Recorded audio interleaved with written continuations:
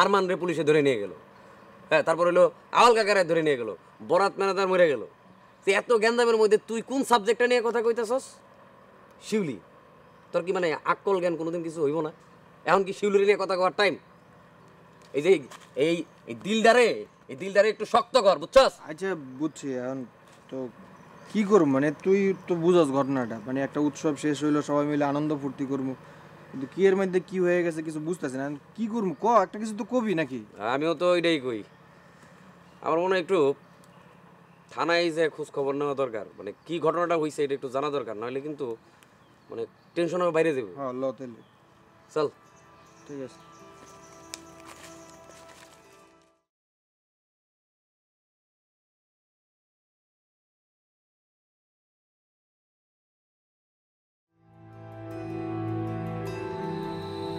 বলো শামীম, তুমি তো গতকাল রাতে বরাত ম্যানেজারের সঙ্গে সরকার সাহেবের ছোট ছেলে আরমান সরকারকে দেখেছো, তাই না? দারোগা সাহেব, গতকাল উৎসব অনুষ্ঠানের আয়োজন কদ্দূর হইল না হইল দেখতে রওনা হইছি। তো হওয়ার পথে যখনই হাঁটা শুরু করলাম, করেতলার দিকে হাঁটা শুরু করছি।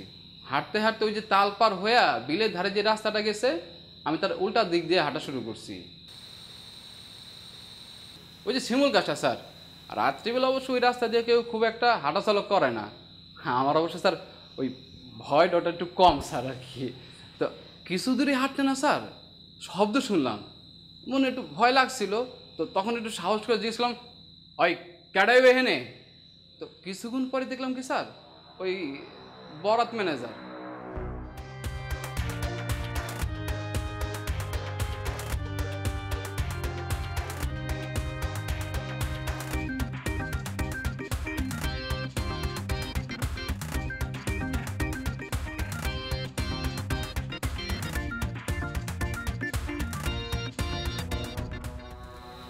করে তোলা যাওয়ার পথে বটপটি জঙ্গলে মোড় আছে না, সরকার সাহেবের ছোট পোলা আর ম্যানেজার সাহেব খুব কথা কাটাকাটি করতেছে।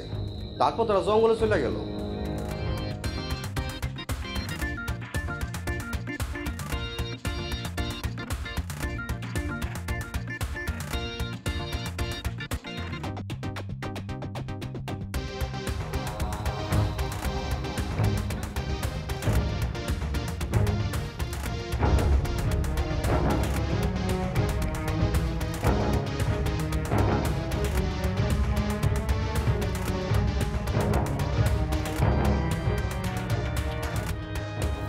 মিথ্যে কথা, মিথ্যে মিথ্যে কথা। আপনি থামুন, আমি জঙ্গলে ঢুকে না। আপনি থামুন, আগে ওকে বলতে।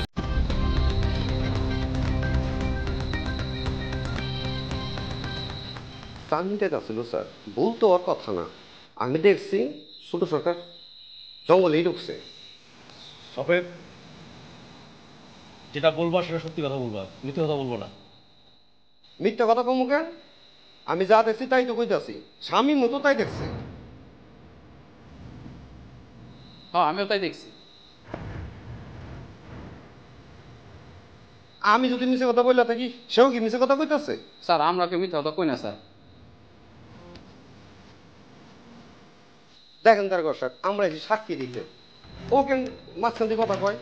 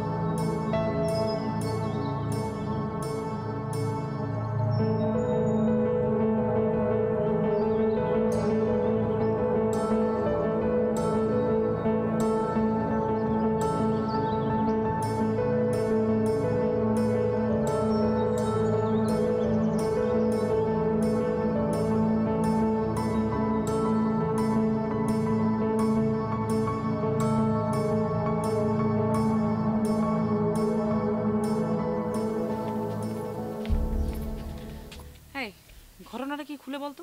তুমি চুপ করো। না আমি জানি তো এগুলো তো হচ্ছে গ্রামের পলিটিক্স, এগুলো তো আমরা বুঝবো না। আমরা তো আমাদের ইনফ্যাক্ট বিচ্ছিন্ন। এসব কথা বলার সময় এখন নয়। আরমান, ঘরে যাও, বিশ্রাম করো।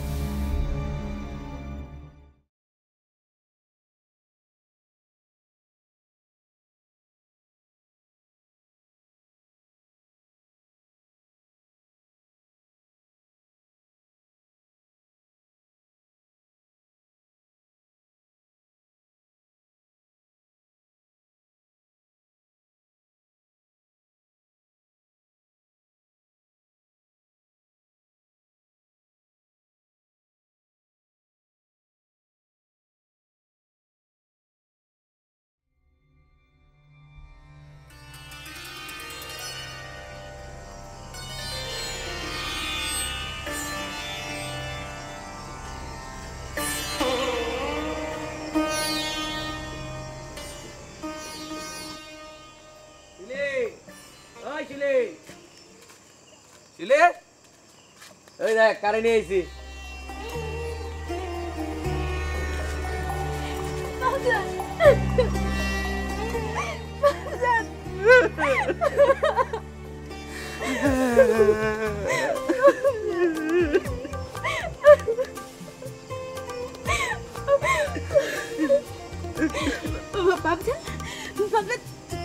তোমার কিছু হয় নাই তো? ওরে মারে নাই তো বাবজান? কথা কও না কেন? না রে মা, আমারে মারবো কেন? আমি কোনো অন্যায় করছি? বাবজান বউ না, নাই তুমি বউ, আমি একটু চাপা নিয়ে গরম গরম চা নিয়ে আয়, দা ভাবে আয়া পড়ছে। আর কোনো টেনশন নাই, গরম চা থাকলে এই মুড়ি নিস। আরে মা মরা ভাই তো বাপের লিগা পড়ে, এটা তুমি তো বুঝোই।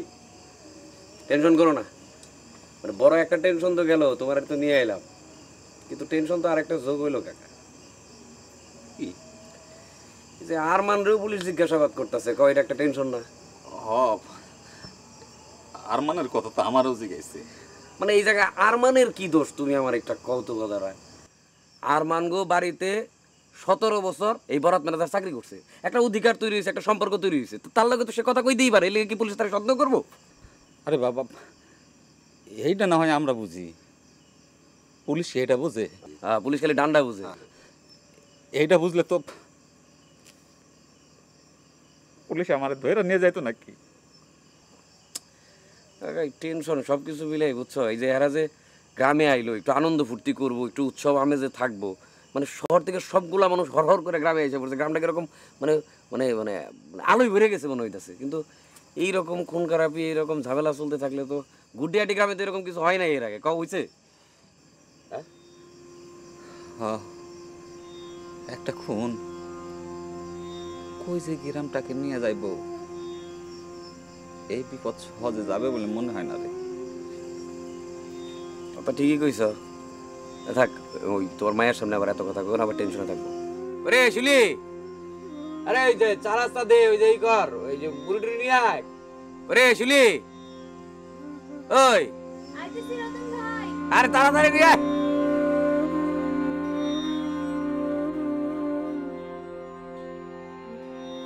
আরমান প্লিজ সত্যি কথা বল, তুই যা জানিস সব খুলে বল।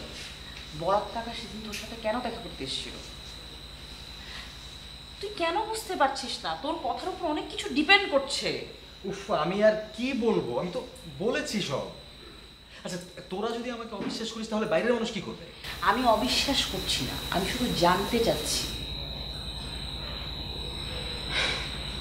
দীপালির সাথে কি তোর কোনো সম্পর্ক ছিল? দীপালির সাথে আমার কি সম্পর্ক থাকবে? স্টুপিডের মতো কথা বলিস না। একটা ছেলে একটা মেয়ের মধ্যে কত ধরনের সম্পর্ক তো থাকতে পারে। আর মেয়েটা তোকে পছন্দ করতো, তুই কি কোনো সময় ওকে কোনো পজিটিভ রেসপন্স বা আই ডোন্ট নো এমন কি কিছু করেছিস যেটা?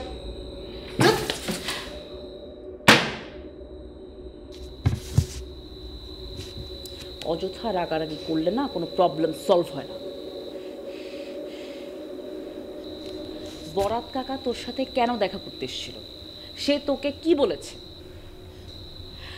সে কেন হঠাৎ করে চাকরি ছাড়তে চাইলো? আর চাকরি ছাড়ার আগে তার এমন একটা অদ্ভুত শর্ত কেন দিল যে তার মেয়ের সাথে তোকে বিয়ে দিতে হবে? এমন কি হয়েছে? সেটা আমি কি করে বলবো? এক্স্যাক্টলি, সেটা তুই কেন জানিস না? আমারও একই প্রশ্ন। এই কেনর উত্তর তোর কাছে কেন নেই? আমার কি মনে হয় জানিস? আমার মনে হয় দীপালির সাথে তোর কোনো একটা ঘটনা ঘটেছে, ওটা বরদ কাকা টের পেয়ে গিয়েছে, এই জন্যেই। বাহ বাহ, উনি নিজে নিজে সব কল্পনা করে একটা উপন্যাস লিখে ফেলছে। ইউর রাইট, আমি কল্পনা করছি, কিন্তু আমি যুক্তিসঙ্গত কল্পনা করছি। এই সব কিছুর পিছনে কোনো না কোনো যুক্তি তো দাঁড় করাতে হবে, হবে না? তোর কি ধারণা ওই খুনটার পেছনে আমি দায়ী? তার মানে কি আগের সব কথা তুই স্বীকার করছিস? না, স্বীকার করছি না। বরাত কাকা সেদিন আমার কাছে কেন এসেছিল সেটা আমি জানি না। বরাত কাকাকে কে খুন করেছে সেটাও আমি জানি না। কিছু একটা তো জানিস, সেই কিছুটাই আমি জানতে চাচ্ছি। আমি কিচ্ছু জানি না, প্লিজ তুই তোর মতো করে ভেবে না, একদম তোর মতো করে যা খুশি সেটা ভাব। উফ, আরে পুলিশের জেরাও তো এর চেয়ে অনেক সহনীয় ছিল। তোরটা অসহ্য লাগছে, অসহ্য।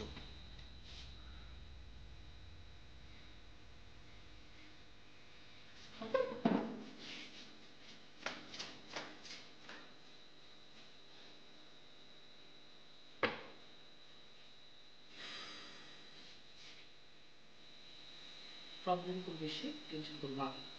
মানে এই ছেলেকে নিয়ে জানি কি করবো।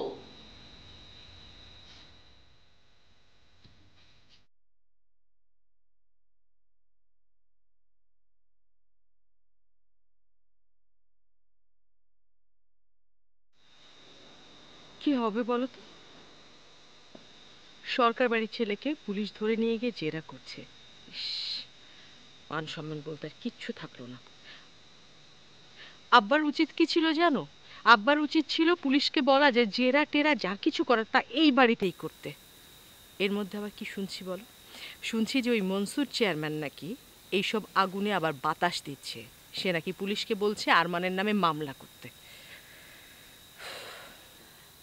ভাবি, এত কিছু ভেবে কি হবে বলেন? যা হবার তাই হবে। মানুষের লাইফে তো আপস অ্যান্ড ডাউনস আসেই। লাইফ যদি এত স্মুথলি যায় তাহলে জীবনে বৈচিত্র্য কোথায়?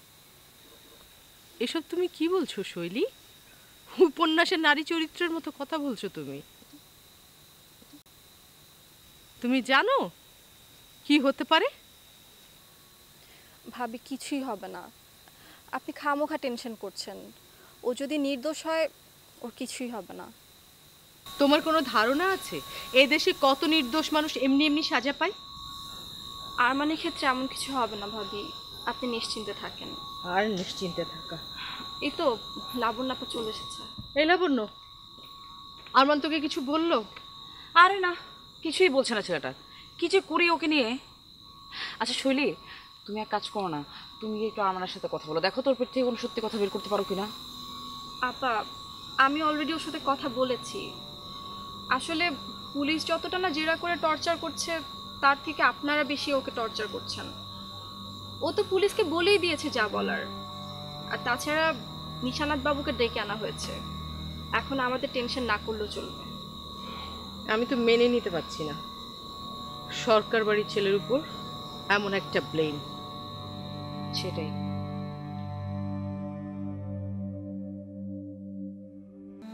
আপনি শুধু শুধু দুশ্চিন্তা করবেন না সরকার সাহেব। বিনা অপরাধে আপনার ছেলে কেন শাস্তি পাবে? আমি তো আছি। তাছাড়া পুলিশ তো তাকে গ্রেপ্তার দেখায়নি। পুলিশ শুধু তাকে জিজ্ঞাসাবাদ করার জন্য থানায় রেখেছিল। পুলিশ কি কোনো মামলা রেকর্ড করেনি? করেছে। পুলিশ নিজে বাদী হয়ে অজ্ঞাত আততায়ীর বিরুদ্ধে মামলা করেছে। আর আরমান সাহেবকে বলেছে যে সে যেন পুলিশের অনুমতি ছাড়া গ্রামের বাইরে না যায়। আর এমন কি, এটা তো তেমন কিছু না। আচ্ছা সরকার সাহেব, আপনি আমাকে একটা জিনিস বলুন তো, এই যে ম্যানেজার বরাস সাহেব খুন হলো, এ ব্যাপারে কার কি মোটিভ থাকতে পারে? নিশান্ত বাবু, আমিও ঠিক বুঝতে পারছি না। আসলে কিছুদিন আগে এই চেয়ারম্যানের সাথে আমার একটু কথা কাটাকাটি হয়েছিল।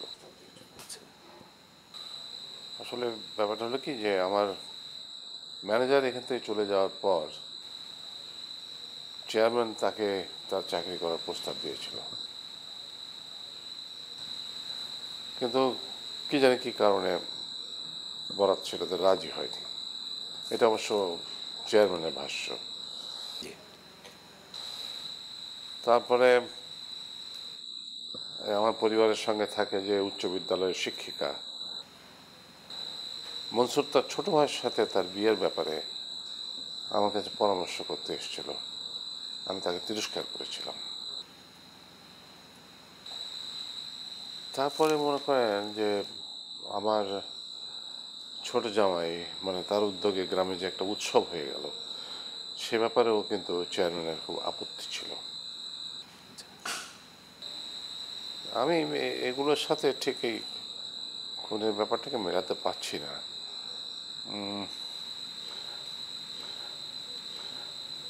আপনার সাথে তো আর মানে নিশ্চয়ই কথা হয়েছে? জি জি বলেছি, উনি পুরো ঘটনাটা নিয়ে খুব কনফিউজড হয়ে গেছেন।